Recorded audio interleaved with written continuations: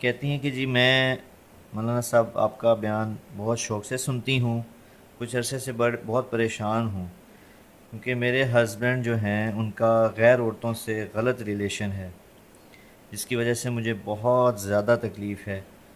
تو میں چاہتی ہوں کہ مجھے آپ رہنمائی دیں کہ میں اس بارے میں کیا کروں یا مجھے کیا سٹیپ لینا چاہیے۔ اس کی بیس تو بیٹا پڑی ہے کو ایجوکیشن سے، کمبائن جوان لڑکے لڑکیاں کٹھے۔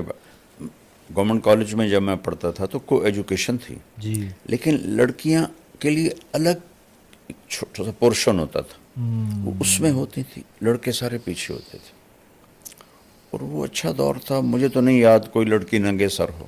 اللہ گورنمنٹ کالج پاکستان کا سب سے بڑا کالج تھا، مجھے یاد نہیں کہ میں نے کسی لڑکی کو، ہوتی ہوگی جی میری یادداشت میں نہیں ہے کہ کوئی سر سے ننگی ہو۔ اللہ تو اب تو جینز ہیں، شرٹس ہیں، ننگا پن ہے، اور ایسے ساٹھ بیٹھے تھے۔ میں ایک یونیورسٹی میں بیان کرنے گیا، لڑکے لڑکیاں ایسے کندھے ملا کے بیٹھے ہوئے تھے۔ یا اللہ۔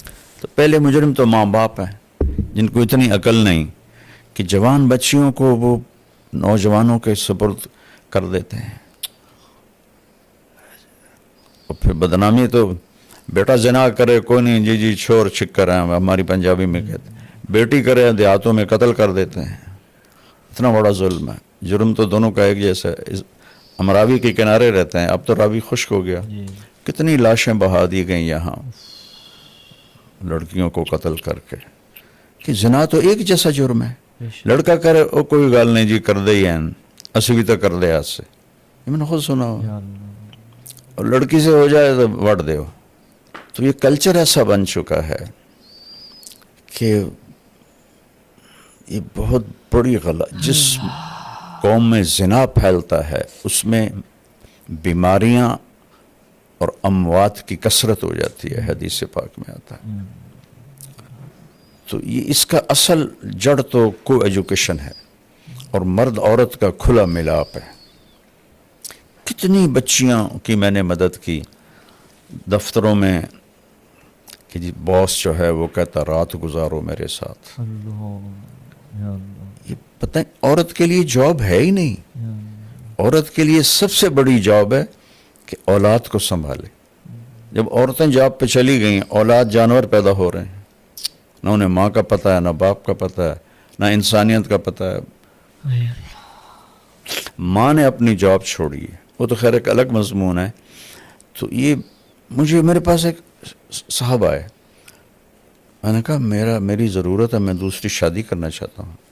ان کی بیوی کو کچھ عذر ہو گیا تھا، کہنے لگی گرل فرینڈ بنا لو، شادی نہ کرو۔ اللہ اس میں عورتیں رکاوٹ ہیں بہت۔